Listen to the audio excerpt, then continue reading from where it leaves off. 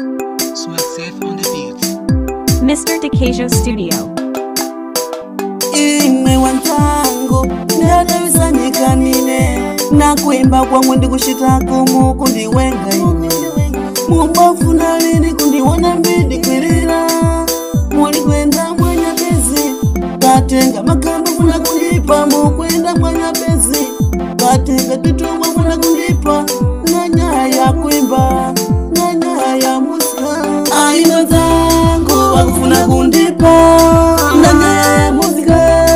na nyaya kuimba aina zangu wakufuna kundipa na nyaya musika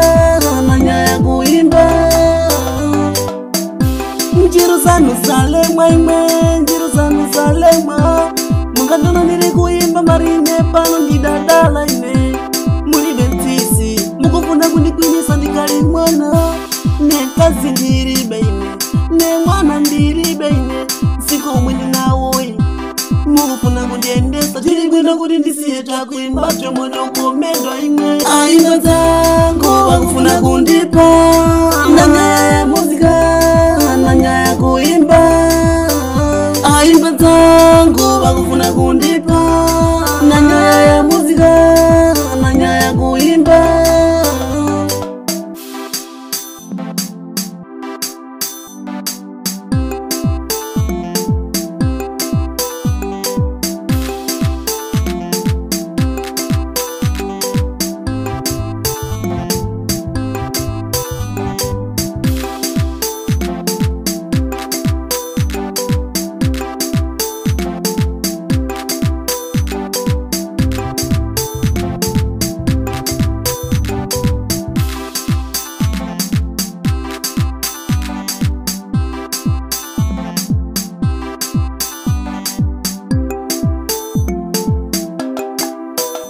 aina zangu wakufuna kundipa na nyaya ya muzika na nyaya ya kuimba aina zangu wakufuna kundipa na nyaya ya muzika na nyaya ya kuimba imwe wanzangu mulibentisimwe